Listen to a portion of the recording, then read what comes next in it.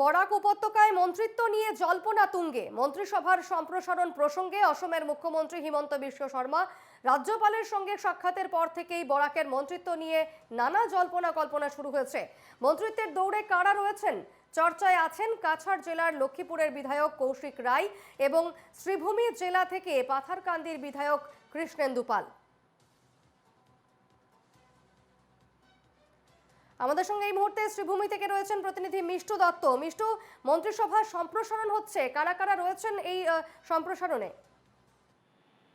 প্রথম কথা হলো, দেখো, হিমন্ত বিশ্ব শর্মার মন্ত্রিসভায় 4টা খালি পদ নিয়ে এতদিনে আসলে হিমন্ত বিশ্ব শর্মা নিজের মন্ত্রিসভা চালিয়ে গিয়েছিলেন, কিন্তু সম্প্রতি অর্থাৎ গতকালকের যদি কথা বলি, তবে কাল সকালে রাজভবনে মুখ্যমন্ত্রী হিমন্ত বিশ্ব শর্মা গিয়ে রাজ্যপাল লক্ষ্মণ প্রসাদ আচার্যের সঙ্গে তিনি যখন দেখা করেছেন এবং তারপরে এই খবর যখন চাউর হয়, তখনই কিন্তু মন্ত্রিসভার সম্প্রসারণ নিয়ে গোটা অসমে এক প্রকার জল্পনা কল্পনা তুঙ্গে উঠেছে। বিশেষ করে আমরা যদি বলি, যেহেতু 4টা মন্ত্রীপদ খালি রয়েছে, এর মধ্যে মুখ্যমন্ত্রী চারজন মন্ত্রীকে নেবেন নাকি কি করবেন সেটা নিয়েও জল্পনা কল্পনা চলছে। তবে অবশ্য মুখ্যমন্ত্রী যে বরাক থেকে একজন মন্ত্রী ওনার মন্ত্রিসভায় সন্নিবিষ্ট করবেন সেটা এক প্রকার 100% নিশ্চিত। কেননা বরাক উপত্যকার অসম মন্ত্রিসভায় মন্ত্রী হিসাবে প্রতিনিধিত্ব করেছিলেন পরিমল শুক্লবৈদ্য, এবং পরিমল শুক্লবৈদ্য যখন সাংসদ হিসাবে নির্বাচিত হন, তারপরে বরাকের প্রতিনিধিত্ব শূন্য হয়ে গিয়েছিল।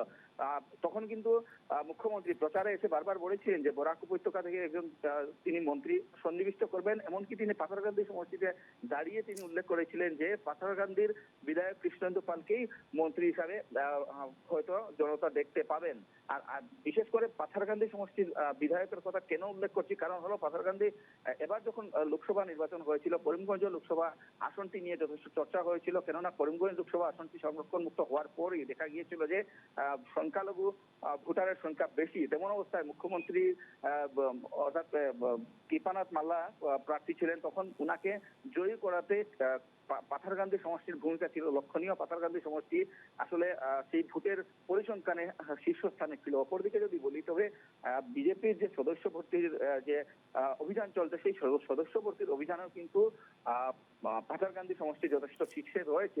তার দরুন আমরা যদি এই হিসাবে পর্যালোচনা করি, তবে কৃষ্ণেন্দু পালের মন্ত্রিত্ব পাওয়াটা কিছু পরিমাণে নিশ্চিত বলে আমরা বলতে পারি। অপরদিকে যেহেতু যদি বলি, তবে আমরা যদি বলি যে কৌশিক রায়ের নামও কিন্তু যথেষ্ট চর্চায় রয়েছে। কেননা কৌশিক রায়ও মুখ্যমন্ত্রীর গুটবুকে রয়েছেন। তো কৌশিক রায়ের এই বিষয়টা নিয়ে বেশি আমরা জলগুলা হতে দেখছি না, কারণ যেহেতু মুখ্যমন্ত্রী নিজে উল্লেখ করে গিয়েছেন যে পাথারকান্দি থেকে তিনি মন্ত্রী দেবেন।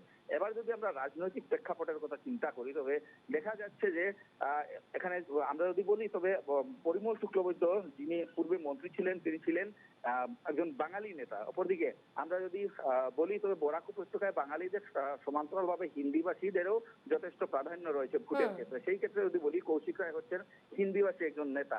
তবে যেহেতু ইতিমধ্যে একটা লম্বা সময় পরিমল শুক্লবৈদ্য একজন মন্ত্রী হিসেবে দায়িত্ব পালন করেছিলেন, তারপরে আবারও একজন বাঙালিকে আবারও মন্ত্রী দিয়ে দেওয়া বিষয়টা যদি রাজনৈতিক প্রেক্ষাপটে দেখা যায়, যদি হিন্দিভাষীরা যদি আসলে ভোটের ক্ষেত্রে কিছু এর প্রভাব পড়ে, তা নিয়ে অর্থাৎ মন্ত্রিত্বের দৌড়ে চর্চায় থাকলেও কৃষ্ণেন্দু পাল এবং কৌশিক রায় সম্ভাবনা কৃষ্ণেন্দু পালের বেশি। আপাতত ধন্যবাদ মিষ্টু।